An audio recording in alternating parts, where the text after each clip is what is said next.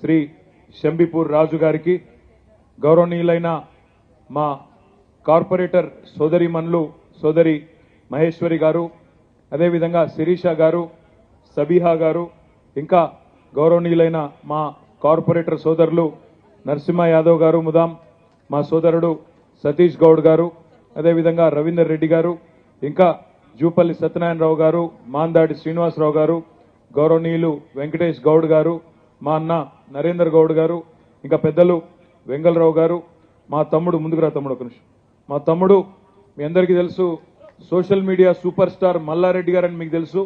మల్లారెడ్డి గారి అబ్బాయి తమ్ముడు డాక్టర్ భద్రారెడ్డి గారికి, అదేవిధంగా వేదిక పైన ఉన్న కూకట్పల్లి నియోజకవర్గంలోని వివిధ డివిజన్ల అధ్యక్షులకు, అదేవిధంగా వేదిక మీద చాలా మంది సోదరులు సోదరిమణులు ఉన్నారు. చాలా మంది పేర్లు చెప్తలేను, మరి అందరు మీరు మనసులోనే తిట్టుకోండి, బయటకు తిట్టుకోవద్దని విజ్ఞప్తి చేస్తూ, వేదిక ముందున్న మా ఆడబిడ్డలకు అన్నదమ్ములకు పొద్దున్న 10 గంటలకే వచ్చి ఇంత ఓపికగా కూర్చున్న మీ అందరికీ కూడా హృదయపూర్వకంగా శిరస్సు వంచి మీ అందరికీ నమస్కారం తెలియజేస్తూ, ఎక్కువసేపు ఏం మాట్లాడను, ఒక 5-10 నిమిషాలు మాత్రమే. మా పాత్రికేయ మిత్రులకు కూడా ప్రత్యేక నమస్కారాలు. హైదరాబాద్లో మొన్న జరిగిన శాసనసభ ఎన్నికల్లో మీరేమో చాలా తెలివిగా ఇక్కడ జరిగిన అభివృద్ధి, ఇక్కడ జరిగిన సంక్షేమం, ఎవరు ఉంటే రాష్ట్రం బాగుంటుందో అన్ని ఆలోచించి అన్ని విచారించి ఒక్క సీటు కూడా కాంగ్రెస్ పార్టీకి ఇవ్వకుండా మొత్తంగా జైత్రయాత్ర, గులాబీ జైత్రయాత్ర మీరందరూ పట్టుబట్టి ఇవాళ 70,000 మెజారిటీ, 80,000 మెజారిటీలతో, అఖండమైన మెజారిటీలతో గ్రేటర్ హైదరాబాద్ మొత్తం ఎక్కడ చూసినా గులాబీ తుఫాన్ కనబడింది. కానీ దురదృష్టవశాత్తు కొన్ని గ్రామీణ ప్రాంతాల్లో, జిల్లాలలో మరి కాంగ్రెస్ పార్టీ చెప్పిన మాయమాటలు నమ్మి, కాంగ్రెస్ పార్టీ ఇచ్చిన 420 హామీలను నమ్మి కొంతమంది అక్కడ ఇక్కడ మా ఆడబిడ్డలు అన్నదమ్ముళ్ళు కొంత కన్ఫ్యూజ్ అయ్యి కొంత స్వల్ప తేడాతోనే మనం ఓటమి పాల్గొనడం జరిగింది. కాంగ్రెస్ పార్టీకి 38.85% ఓట్లు వస్తే మనకు 37% ఓట్లు వచ్చినాయి. అంటే 1.85% తేడాతో మాత్రమే మనం ఓటమి పాలైనాం. సరే, మనకు 39 సీట్లు వచ్చినాయి, వాళ్ళకు 64 సీట్లు వచ్చినాయి. ప్రజాస్వామ్యం కాబట్టి సహజంగానే వాళ్ళ అధికారంలోకి వచ్చినారు, మనం ప్రతిపక్షంలో ఉన్నాం. బాధ లేదు, ఎందుకంటే నిరాశ ఉంది, కానీ బాధ లేదు. బాధ ఎందుకు లేదు అంటే ప్రజలు మనకు 2 టర్మ్ల అవకాశం ఇచ్చినారు. 2 టర్మ్ల అవకాశం ఇచ్చి మీరు పని చేయండి అని ఆశీర్వదించినారు. వాళ్ళు ఇచ్చిన ఆశీర్వాదం మేరకు పనిచేసినాం. ఈసారి సరే, కారణం ఏమైనప్పటికీ మీరు ప్రతిపక్షంగా ఉండండి అని చెప్పినారు. ఒక రకంగా మంచిదే ఇది, ఎందుకంటే చాలాసార్లు మనకు ఎవరైనా ప్రభుత్వంలో ఉన్నప్పుడు వారి విలువ కొన్నిసార్లు తెలియదు. ఎందుకంటే చీకటి ఉంటేనే వెలుగు విలువ తెలుస్తుంది. ఇప్పుడు కాంగ్రెస్ గవర్నమెంట్ వస్తేనే వీళ్ళు చేసే వెధవ పనులు ఎట్లాగూ చేస్తారు, మనం వద్దన్నా చేస్తారు వాళ్ళు. అవి చూసినాక మళ్ళొక్కసారి ఇవాళ గ్రామాల్లో అనుకుంటున్నారు ఆల్రెడీ, అయ్యో కేసీఆర్ ప్రభుత్వం లేదా, అయ్యో కేసీఆర్ గారు లేరా అనే బాధ ఇవాళ గ్రామాల్లో కనబడుతున్నది. అందుకే నేను అంటా ఉన్నా, చీకటిని చూస్తేనే వెలుగు విలువ తెలుస్తుంది, కాంగ్రెస్ ప్రభుత్వాన్ని చూస్తేనే బీఆర్ఎస్ ప్రభుత్వం యొక్క విలువ కూడా తెలుస్తుంది.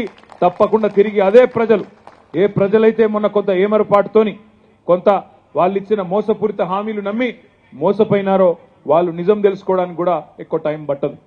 ఇవాళ మీరు చూస్తున్నారు, హైదరాబాద్లో 10 ఏళ్లలో ఎన్నడూ కరెంటు పోలేదు. మరి ఈరోజు చిన్న పిల్లల బర్త్డే పార్టీల్లో కూడా ఒక అర్ధగంట కరెంటు పోగానే పిల్లలే అంటున్నారు కాంగ్రెస్ కాంగ్రెస్ అంటున్నారు. కరెంటు పోగానే కాంగ్రెస్ కాంగ్రెస్ అని మాట్లాడుతున్నారు. నాకంటే బాగా మీకే తెలుసు, పోతుందా కరెంటు? పోతున్నది కరెంటు. చూడండి, ఒక 60 రోజుల్లో ఎంతమంది బాధపడుతున్నారో ఒక్కసారి చూడండి. గ్రామాలలో కూడా మీరు చూస్తే రైతులు కొంతమంది పాపం వీళ్ళు చెప్పిన మాటలు నాగమైంది. ఈ ముఖ్యమంత్రి రేవంత్ రెడ్డి గారు ఆనాడు ప్రదేశ్ కాంగ్రెస్ కమిటీ అధ్యక్షుడిగా, కాంగ్రెస్ పార్టీ అధ్యక్షుడిగా ఏం చెప్పిండు ఒకసారి గుర్తు తెచ్చుకోండి. రైతులు మీరు ఇప్పటిదాకా లోన్ తీసుకున్న వాళ్ళు ఎవరైనా ఉంటే అర్జెంటుగా బ్యాంకుకు వండి 2 లక్షల రూపాయల రుణం తెచ్చుకోండి, నేను వస్తున్నా డిసెంబర్ 9 నాడు సంతకం పెట్టేస్తా, మీరు వెంటనే తెచ్చుకోండి, ఇప్పటిదాకా తెచ్చుకోకపోతే కూడా తెచ్చుకోండి అన్నాడు. మనం ఇవాళ వాళ్ళని విమర్శ చేస్తలేం, తిడతలేము, తొందర పడతలేం. మా కృష్ణారావు గారు అన్నది కరెక్టు, 100 రోజులు టైం ఇద్దాం, తొందర ఏం లేదన్న మాట కరెక్టే. కానీ గుర్తు చేయవలసిన బాధ్యత మాత్రం మన మీద ఉన్నది. డిసెంబర్ 9 సంతకం పెడతా అన్నది మనం కాదు, రేవంత్ రెడ్డి గారే.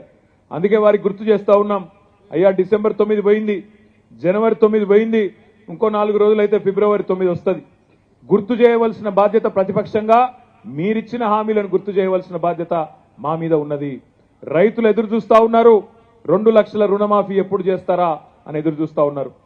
రైతులు చూస్తున్నారు, 500 రూపాయల బోనస్ ఇస్తా అన్నారు ప్రతి క్వింటాల్కు. మీరు రైతులందరూ ఎదురు చూస్తా ఉన్నారు. యాసంగి పంట, ఎండాకాలం పంట కోతలు కాగానే రైతులు ఎదురు చూస్తారు. 500 రూపాయల బోనస్ క్వింటాల్కు ఇచ్చి తీరుతామని మీరు ఏదైతే చెప్పినారో చేయాలని చెప్పి నేను గుర్తు చేస్తా ఉన్నా. ఇక్కడ మా ఆడబిడ్డలు ఇంత పెద్ద ఎత్తునున్నారు. ఆడబిడ్డలందరికీ గ్యారంటీ కార్డులు ఇచ్చినారు. 100 రోజుల్లో 6 గ్యారంటీలు అమలు చేస్తానని చెప్పి గ్యారంటీల మీద ముఖ్యమంత్రి గారు, ఉప ముఖ్యమంత్రి గారు ఇద్దరు సంతకాలు పెట్టిన గ్యారంటీ కార్డులు భద్రంగా ఉన్నాయి. ఏం చెప్పినారు ఆనాడు? మహాలక్ష్మి అనే కార్యక్రమం తెస్తున్నాం. నెలకు ప్రతి మహిళకు 2500 రూపాయలు జమ చేస్తామన్నారు. కోడన్లకు 2500, అత్తలుంటే 4000 రూపాయల పెన్షన్ కూడా ఇంటింటికి ఇస్తామని చెప్పినారు. చెప్పినరా లేదా? మీకు వచ్చినాయి కార్డులు, గ్యారంటీ కార్డులు? పైసలు రాలేదు, గ్యారంటీ కార్డులు వచ్చినాయి అంటున్నా. అందుకే ఇవాళ రాష్ట్రంలో 1,57,00,000 మంది ఆడబిడ్డలు, 18 ఏళ్లు నిండిన ఆడబిడ్డలందరూ ఎదురు చూస్తా ఉన్నారు. ఎప్పుడు చాలు అవుతుంది మహాలక్ష్మి పథకం 100 రోజుల్లో, ఎప్పుడు 2500 రూపాయలు మా ఖాతాల్లో వేస్తారని చెప్పి ఆడబిడ్డలందరూ ఎదురు చూస్తా ఉన్నారు. అందుకే నేను విమర్శ చేస్తలేను, ప్రభుత్వానికి గుర్తు చేస్తా ఉన్నా. ఎందుకంటే మార్చి 17 నాడు 100 రోజులు నిండుతాయి ప్రభుత్వానికి. 100 రోజుల్లో మీరు ఇస్తానన్న హామీలు నిలబెట్టుకోండి. ఆ తర్వాత మీరు ఇంకా చాలా చెప్పినారు. 100 రోజుల్లోనేమో 6 గ్యారంటీలు, మిగతా 5 సంవత్సరాల్లో 420 హామీలు, పెద్ద పెద్ద హామీలు ఇచ్చినారు. ఇంటింటికి ఆ 420 హామీల పుస్తకాన్ని ఇంటింటికి పంపిస్తాం. ఈ ప్రభుత్వాన్ని ఇంతకుముందు కృష్ణారావు గారు చెప్పినట్టు మంచి ఓపికగా ఎదురు చూస్తాం. మేము కూడా, మాకేం తొందర లేదు. 10 ఏళ్లు మీరు అవకాశం ఇచ్చినారు, అధికారం ఇచ్చినారు. తప్పకుండా మీ ఆలోచనకు అనుగుణంగా పనిచేసే ప్రయత్నం చేసినాం. కొన్ని చిన్న చిన్న పొరపాట్లు జరిగి ఉండొచ్చు, వాటిని కూడా భవిష్యత్తులో తప్పకుండా సవరించుకుంటాం. మళ్ళీ ఒకసారి తిరిగి మీ మనసు గెలుచుకునే ప్రయత్నం గ్రామీణ ప్రాంతాల్లో కూడా, హైదరాబాద్తో సహా గ్రామీణ ప్రాంతాల్లో కూడా తిరిగి మళ్ళీ గులాబీ జెండా ఎగిరే విధంగా పనిచేసుకుంటూ ముందుకు పోతాం. నేను మీ అందరినీ కోరేది ఒకటే, మనకేం తొందర లేదు, ఈ ప్రభుత్వాన్ని ఏదో ఆగం చేయాలన్న ఆలోచన లేదు. కాకపోతే ఒక్క మాట మాత్రం వాస్తవం, కేసీఆర్ గారు మనం డిసెంబర్ 3 నాడు దిగిపోయే నాటికి బ్రహ్మాండంగా భారతదేశంలోనే తలసరి ఆదాయం విషయంలో నంబర్ 1 రాష్ట్రంగా తెలంగాణను తీర్చిదిద్ది మరి వీళ్ళ చేతుల్లో బంగారు పల్లెంలో పెట్టి మనం ఆనాడు దిగిపోయినాం. కానీ ముఖ్యమంత్రి గారు ఏం మాట్లాడుతున్నారో మీరు గమనిస్తూ ఉన్నారు. ఏమంటున్నారు ఆయన? మొన్న సెక్రటేరియట్కి పోయి మేము ఇక్కడ లంకె బిందెలు ఉంటాయనుకొని వచ్చినాం, లంకె బిందెలు లేవు, ఖాళీ కుండలే కనబడుతున్నాయి అంటున్నాడు. ఒక ముఖ్యమంత్రి మాట్లాడవలసిన మాటనేనా లంకె బిందెలని, ఖాళీ కుండలని? ఆలోచించండి. అయినా నాకు తెలియక అడుగుతా, మా కూకట్పల్లిలో ఆడబిడ్డలు, అన్నదమ్ములు మీరందరూ కూడా తెలివైన వాళ్ళు, హుషారోళ్ళు కాబట్టి నేను అడుగుతున్నా, లంకె బిందెల కోసం ఎవరు తిరుగుతారమ్మా? ఎవరు తిరుగుతారు? నేను అంటలేను భయ్, నాకు తెలియదు. లంకె బిందెల కోసం గడ్డపారలు పట్టుకొని, తట్టపారలు పట్టుకొని, నెత్తి మీద దుప్పటి కప్పుకొని అర్ధరాత్రి తిరుగుతారు కొంతమంది. పాడుబడ్డ కోటలల్లా, పాడుబడ్డ దేవాలయాలల్లా, పాడుబడ్డ పాత పాత బిల్డింగ్లల్లా గుట్టల పొంటి పుట్టల పొంటి పట్టుకొని అర్ధరాత్రి తిరుగుతున్నారు కొంతమంది. అవి సెక్రటేరియట్లు ఉన్నాయి. ఈ ముఖ్యమంత్రి గారికి మరి ఏమైనా వెనకడ అలవాట్లు ఏమైనా ఉన్నాయో నాకైతే తెలియదు. కానీ ఒకటి మాత్రం పక్కా, ఇవాళ ముఖ్యమంత్రి గారు తెలుసుకోవాల్సిన విషయం ఏంటంటే, మీకు బ్రహ్మాండమైన పరిస్థితుల్లో ఈ రాష్ట్రాన్ని డెవలప్ చేసి నెంబర్ 1గా ఐటీ ఎక్స్పోర్ట్స్ లో నెంబర్ 1గా హైదరాబాద్ను భారతదేశంలోనే అత్యున్నత ప్రమాణాలు కలిగిన నగరంగా మీ చేతుల్లో అప్పజెప్పి మేము జరిగినాం. పక్కకుండి చూస్తా ఉన్నాం, అన్ని గమనిస్తా ఉన్నాం. మీరేం మాటలు మాట్లాడుతున్నారో కూడా చూస్తున్నాం. ఇవాళ తప్పుకునే తందుకు ఇచ్చిన హామీలు నెరవేర్చే సమర్థత లేక ఇవాళ మీరు ఇష్టం వచ్చినట్టు నోరు బారేసుకుంటే కూడా మౌనంగా చూస్తా ఉన్నాం. మీరు మాట్లాడుతున్నారు, గమనిస్తా ఉన్నాం. కేసీఆర్ గారికి దాదాపుగా 70 ఏళ్లు తెలంగాణ తెచ్చిన నాయకుడు, 14 ఏళ్లు తెలంగాణ కోసం పోరాటం చేసిన నాయకుడు, ఆఖరికి చావు నోట్లో తలబెట్టి తెలంగాణ రాష్ట్రాన్ని తీసుకొచ్చిన నాయకుడు. అట్లాంటి నాయకుడిని కూడా పట్టుకొని ఇలా నోటికొచ్చిన బూతులు ముఖ్యమంత్రిగా ఉంటూ కూడా మీరు పాత వైఖరి మార్చుకోకుండా మాట్లాడుతుంటే కూడా ఈ రోజు కూడా మేము గౌరవంగానే మీ గురించి మాట్లాడుతూ ఉన్నాం. కానీ ఇదే వైఖరి కొనసాగితే రేవంత్ రెడ్డి గారు, మాకు కూడా భాష వస్తుంది, మాకు కూడా నోరుంది, మాకు కూడా ఎట్లా ప్రయోగించాలనో, ఎట్లా విమర్శలు చేయాలనో, నీ భాషలో నీకు ఎట్లా సమాధానం చెప్పాలనో మాకు కూడా తెలుసు. ఓపికకు కూడా ఒక హద్దు ఉంటుంది. నువ్వు ఇష్టం వచ్చినట్టు నోటికొచ్చినట్టు తిడుతూ మాట్లాడితే మౌనంగా చూస్తా ఉన్నాం. 100 రోజుల వరకు కూడా భరిస్తాం, ప్రజల కోసం భరిస్తాం. కానీ మార్చి 17 తర్వాత మాత్రం తప్పకుండా నీ మాటకు అగర్ ఆప్ ఈంట్ సే మారేంగే तो हम पत्थर से जवाब देंगे, ఇటుకతో కొడితే రాయితో కొట్టినట్టు సమాధానం ఇచ్చే సత్తా మాకుంది. మార్చి 17 దాకా ఓపికగా ఉంటామనే మాట కూడా నేను మీకు విజ్ఞప్తి చేస్తా ఉన్నా. 100 రోజుల్లో మీరు ఇస్తానన్న హామీలు నిలబెట్టుకోండి. ఆ తర్వాత మీరు ఇచ్చిన 420 హామీలు అవి కూడా నిలబెట్టేదాకా ప్రజల తరపున మేము కొట్లాడతాం. కృష్ణారావు గారు చెప్తా ఉన్నారు, మీరు దిగిపోయిన తర్వాత మన ప్రభుత్వం పోయిన తర్వాత జిహెచ్ఎంసీ వాళ్ళకి ఫోన్ చేస్తే బడ్జెట్ లేదంటున్నారని అన్నాడు. అదేవిధంగా హెచ్ఎండబ్ల్యూఎస్కి ఫోన్ చేస్తే బడ్జెట్ లేదు, పైసలు లేవు అని తప్పించుకునే దూరంలో మాట్లాడుతున్నారని చెప్తా ఉన్నారు. నేను ఒకటే మాట ఆలోచించమని కోరుతా ఉన్నా. గత 10 ఏళ్లుగా ఈరోజు ముఖ్యమంత్రి గారు మాట్లాడుతున్నాడు, ఈయన రేవంత్ రెడ్డి రేపు కేంద్రంలో పార్లమెంట్లో అక్కడ కాంగ్రెస్ వస్తేనే మీకు ఇచ్చిన హామీలు నెరవేరుస్తా అని మాట్లాడుతున్నాడు. నేను అడుగుతా ఉన్నా, ఆలోచించమని. 10 ఏళ్లలో మోడీ గారు ఏమైనా మనకు సహకరించిండా? మోడీ కనీసం మనకు ఒక రూపాయి ఇచ్చిండా?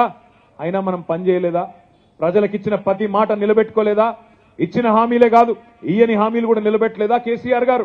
మరి ఇలా ఈయన మాత్రం ప్రజలకు ఇచ్చిన హామీలు నిలబెట్టడానికి నెరవేర్చడానికి మాకు కేంద్రంలో కూడా ఓటేయాలని మాట్లాడుతూ ఉన్నాడంటే ఇది రాజకీయ దివాలా కోరతనం కాదా? ఆలోచించమని చెప్పి నేను కోరుతా ఉన్నా. 20,000 లీటర్ల వరకు హైదరాబాద్ లో మంచినీళ్లు ఉచితంగా ఇచ్చిన ఘనత మన ముఖ్యమంత్రి పెద్దలు కేసీఆర్ గారిది. ఇవాళ కృష్ణారావు గారు చెప్తున్నారు, అట్లాంటి 20,000 లీటర్ల నీళ్ల పథకాన్ని కూడా నీరు గారుస్తూ మళ్ళీ ఇవాళ మంచినీళ్ళకు కూడా ఛార్జీలు వసూలు చేస్తున్నారు. ట్యాంకర్లు ఆల్రెడీ వస్తున్నాయి గల్లీలల్లా అని చెప్పి కృష్ణారావు గారు చెప్తా ఉన్నారు. అంటే పని చేసేటోళ్లకు, పరిపాలించేటోళ్లకు సత్తా ఉంటే కరెంటు కోతలు ఉండయి, మంచినీళ్ళ బాధలు ఉండయి. హైదరాబాద్ కోసం బ్రహ్మాండంగా గత 10 ఏళ్లుగా పనిచేసి మనం ఒక బంగారు పల్లెంలో హైదరాబాద్ను వాళ్ళకి అప్పచెప్పి పోయినాం. మరి వాళ్ళు నిలుపుకుంటారా, దాన్ని చెడగొడతారా? మనం జాగ్రత్తగా చూడవలసిన అవసరం ఉన్నది. రేపు పార్లమెంట్ ఎన్నికల్లో కూడా ఢిల్లీలో, పార్లమెంట్లో, లోక్సభలో తెలంగాణ గురించి మాట్లాడేటోళ్ళు ఉంటేనే రేపు అక్కడ మనల్ని ఎవరైనా పట్టించుకుంటారు. తెలంగాణ గురించి మాట్లాడాలి అంటే కాంగ్రెస్ కు బీజేపీ నోరు పెగలదు. ఎందుకంటే వాళ్ళ బాసులు ఢిల్లీలో, గుజరాత్లో ఉంటారు.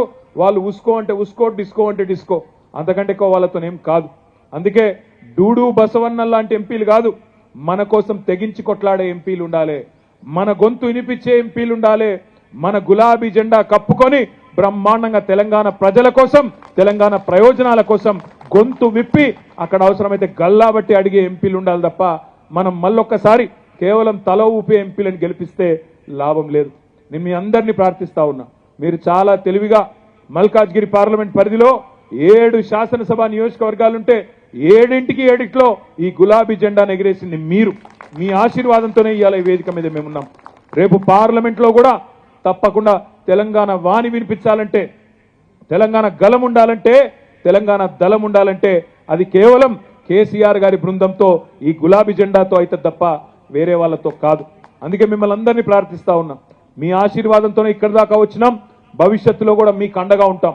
మీకు ఇండ్లు రాకపోయినా, మీకు కరెంటు విషయంలో తిప్పలైనా, మంచినీళ్ళ విషయంలో తిప్పలైనా, వాళ్ళు ఇచ్చిన హామీలు నిలబెట్టుకోకపోయినా కృష్ణారావు గారు, నేను, మా అందరితో పాటు 39 మంది శాసనసభ్యులు కూకట్పల్లికి ఎప్పుడు కావాలంటే అప్పుడు వస్తాం, మీకోసం గొంతు విప్పుతామనే మాట కూడా నేను విజ్ఞప్తి చేస్తా ఉన్నా.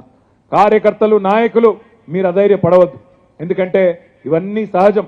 అప్పుడప్పుడు కింద పడతాం, అప్పుడప్పుడు లేచి నిలబడతాం.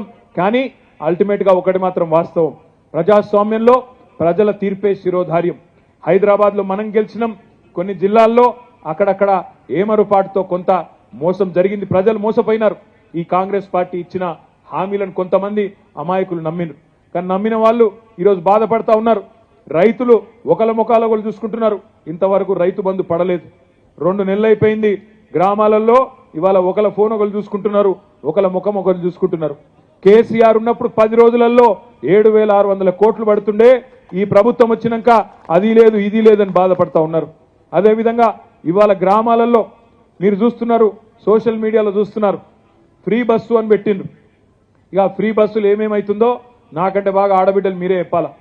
అందులోకెళ్ళి పాపం ఆ బస్సులెక్కేందుకు డ్రైవర్ సీట్లకెళ్ళి ఎక్కుతుండ్రు, బస్సులకు కిటికీలకెళ్ళి ఎక్కుతుండ్రు, జుట్లు పట్టి కొట్టుకుంటున్నారు. మొన్న ఒక దగ్గరనైతే ఆయనతో చెప్పులు తీసి కూడా కొట్టుకున్నారు. ఈ అవస్థ వచ్చింది ఇవాళ ఫ్రీ బస్సుతోని.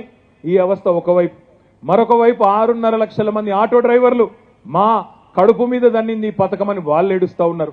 ఇటేమో ఆడబిడ్డలు కోపానికి వస్తున్నారు, టికెట్లు కొనుక్కున్న మగవాళ్ళు కోపానికి వస్తున్నారు, మాకు సీట్లు దొరుకుతలేవని బయట ఉన్న ఆటో డ్రైవర్లు వాళ్ళు బాధపడతా ఉన్నారంటే అనాలోచితంగా పథకాలు పెడితే ఆగమాగం చేస్తే కార్యక్రమాలు ఎట్లుంటాయో ఒక ప్రణాళిక లేకుండా ఒక ఆలోచన లేకుండా మంచి పథకమే ఫ్రీ బస్సు, నేను కాదంటలేను.